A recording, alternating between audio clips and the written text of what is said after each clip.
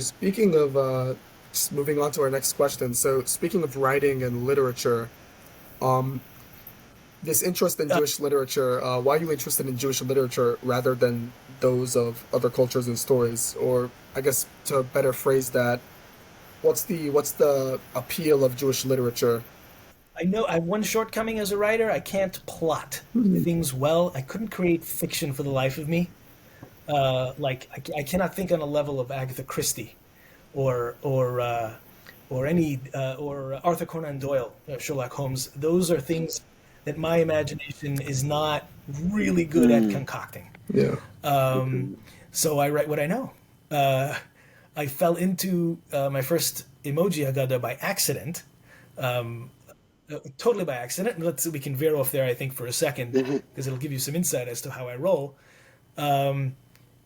We dressed up as emojis one Purim, and with the Shalach Manot, I put in a little paper that I converted the Megillat Esther, into emoji form, and it was like a summary sheet and had our names on the bottom. And I was looking at it, and I was like, "What can I convert this into? Full box or package that would be interesting." And I knew nobody's going to sit down and decipher the Megillat Esther emoji. Yeah. Where it's said quickly and you're riffing through the pages. It's not working. And I thought, you know what? What about the Haggadah? And then we were off to the races. And then just one thing after another. So I write what I know. I love comedy. I'm a fan of comedy. I'm a fan of breaking down comedy to its elements. It's why I'm probably Seinfeld's biggest fan. He spends all the time just picking on things. If you ever watch comedians in cars getting coffee, he's trying to craft jokes. Like, let's see, I can make it a little better if you Yeah. change Yeah. one line. So I write what I know. I am Jewish, and I like writing, and I like Purim, and I like Passover.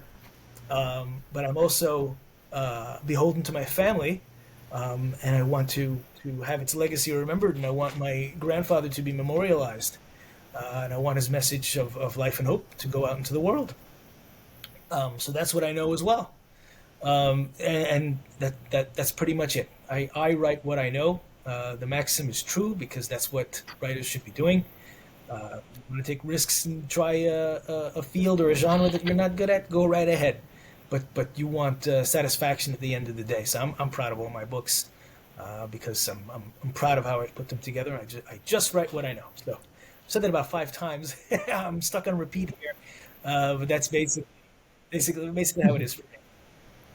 Yeah. I think you right what you know. Yeah.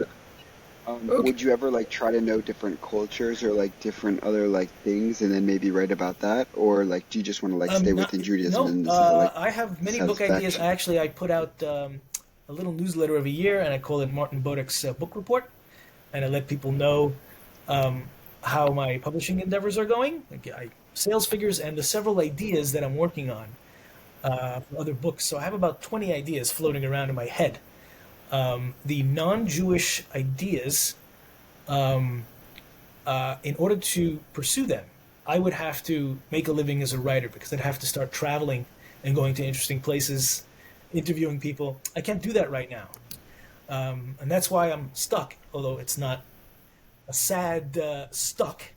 It's just that that's where I am right now. In order to be an investigative journalist, sort of writing person on the level of like an AJ Jacobs, for example, I would have to get out of my box here and start traveling. Hmm. Oh, So those ideas are on the burner right now. As soon as I can get to them, I'd have to be a little more successful in my writing. Then we start branching out big time. or yeah, it's actually Oh really yeah. cool. Okay. Yeah.